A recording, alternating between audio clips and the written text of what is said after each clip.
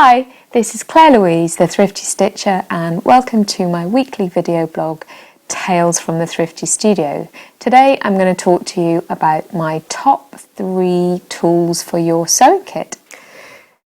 This is a traditional tomato pin cushion. You may well have seen one of these in your mum or your grandmother's sewing box. On the end it has a very small little carrot. And the carrot is filled with emery sand. The emery sand is used when your needle gets blunt or dirty. You insert it into the carrot and it cleans and sharpens the point of your needle. Fab, hey? So that's a traditional tomato pin cushion, and this retails for about £1.50. I really recommend getting good quality pins. Pins are, you get what you pay for. So I like to use a brand called Prim. They're German. They're well finished. They're slightly more expensive, but some of the inexpensive, cheap pins that you'll find will get blunt very quickly. And also, to be honest, the heads fall off. You just buy cheap and you are going to pay twice. Once I've bought my pins, and I like to buy a pin that is an extra long, you can't really see that, but it's extra long and it's extra fine. They are 34 mils long by 0.60 wide. And then I like to invest in a bigger pin tin than the pins come in, because that way I've got more space for putting my fingers in when I want to actually get my pins out. They tend to come in a very small little box. This is from IKEA. It's got a clear lid, it's magnetic, it's great. These are designed for herbs and spices, but little mint tins work very well. Just something where you've got a bit of space to put your fingers in. So that's dressmaker's pins. The thing that you will need in your sewing kit are sewing needles. So whenever you're dressmaking, you may need to do thread marks, you may need to hand sew a hem, you might want to sew a button.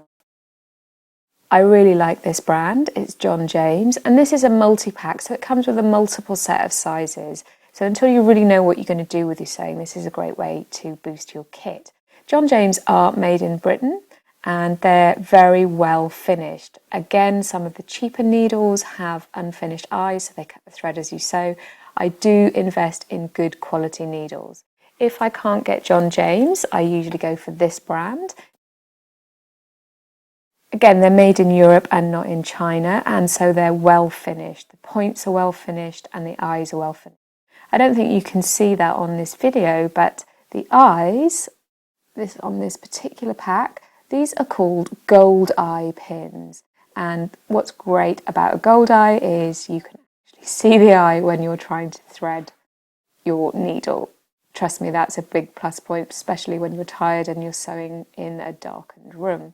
So that is hand sewing needles, and I recommend either Prim, John James, or another European brand called Millwood. Another type of needle that you need to get for your kit is a sewing machine needle. Now, sewing machine needles are not a lifetime purchase. They are a needle that you are going to have to regularly change. You need to change it for 8 hours, every 8 hours of continuous sewing, or between different types of fabric. For example, if I'm sewing a pair of jeans and then I'm sewing a chiffon blouse, I really need to change my needle because the denim is going to make my needle much more blunt, and then that's going to snag my chiffon if I don't change. So I like to buy a multi-pack of the ones that I use most commonly, and the needle I use more than any other needle is a universal number 80 or a universal number 90. So depending on the number means how big the eye and the point of the needle is. So an 80 I would use for cotton lawns and lightweight dressmaking fabrics, and a 90 I would use for slightly firmer cottons or light soft furnishing fabric. It's worth looking for Schmetz on sale at a company, an online haberdashers that I like to use called Jacot's. They do flash sales and often you can get really good bargains, so it really is worth signing up for their newsletter. For more specialist needles, for example, if I want to use a leather needle, which instead of having a point has got a small blade, I buy in smaller packs. This is a 5-pack. So this has got 100 needles and I paid £20. one pack of 5 is usually about £1.95, so I don't buy the specialist needles in such big quantity. Other specialist needles that you may want to use are a ballpoint needle for jersey. I often use a denim needle, so this is machine needles, and you need a little stash of these in your kit. So that's the end of my video on tools of the trade, and I hope you enjoy setting up your sewing kit.